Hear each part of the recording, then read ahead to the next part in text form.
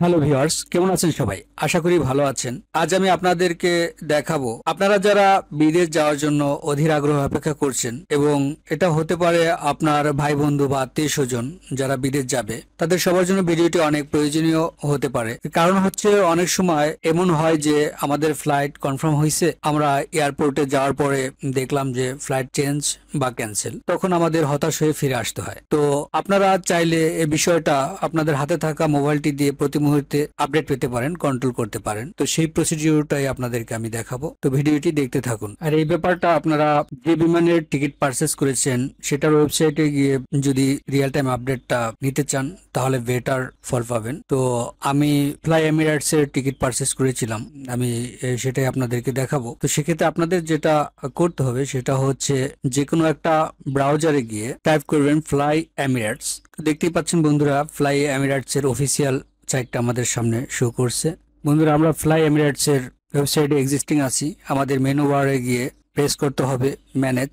তারপরে ম্যানেজ অপশনে ক্লিক করতেই আমাদের কতগুলো অপশন শো করছে। সেক্ষেত্রে আমাদের ফ্লাইট স্ট্যাটাসের উপরে ক্লিক করতে হবে। তারপর আমাদের ক্লিক করতে হবে চেক স্ট্যাটাস, ভিউ ডিটেলস।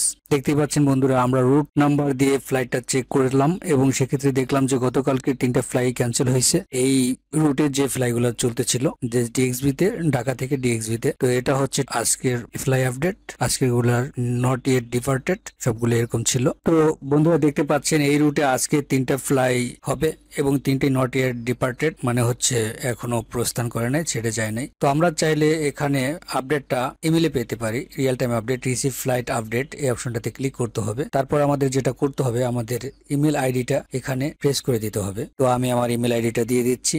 তারপর ইমেল আইডিটা দেওয়ার পর আমাদের যেটা করতে হবে, রিসিভ আপডেট অপশনে ক্লিক করতে হবে। দেখতেই পাচ্ছেন বন্ধুরা, you have successfully subscribe to receive update. যে কোনো আপডেট এখন আমাদের এই ইমেলে সাথে সাথে তারা দিয়ে দেবে। যদি কোনো ডিসিশন তারা নেয়, সেটা চেঞ্জ করে বা ক্যান্সেল করে, সেটা দিয়ে দেবে। দেখতে পাচ্ছেন বন্ধুরা, আমার ইমেলে একটি আপডেট দিয়ে দিয়েছে। না, আমার মোবাইলের স্ক্রিনটা ছোট হওয়ার কারণে এটা আপনাদের দেখাতে একটু সমস্যা হতে পারে। যাই হোক, এখানে আপনাদেরকে আপডেটটা জানিয়ে দেওয়া হবে এবং নিচে একটা লিঙ্ক দেওয়া থাকবে, সেটাতে ক্লিক করে আপনারা রিয়েল টাইম আপডেটটা পেতে পারেন সেই ইমেলটাতে ক্লিক করে। ভিউয়ার্স, ইকে 585 যে ফ্লাইটটা ছিল সেটা ল্যান্ডেড লেখা আসছে, তার মানে হচ্ছে এটা অলরেডি পৌঁছে গিয়েছে।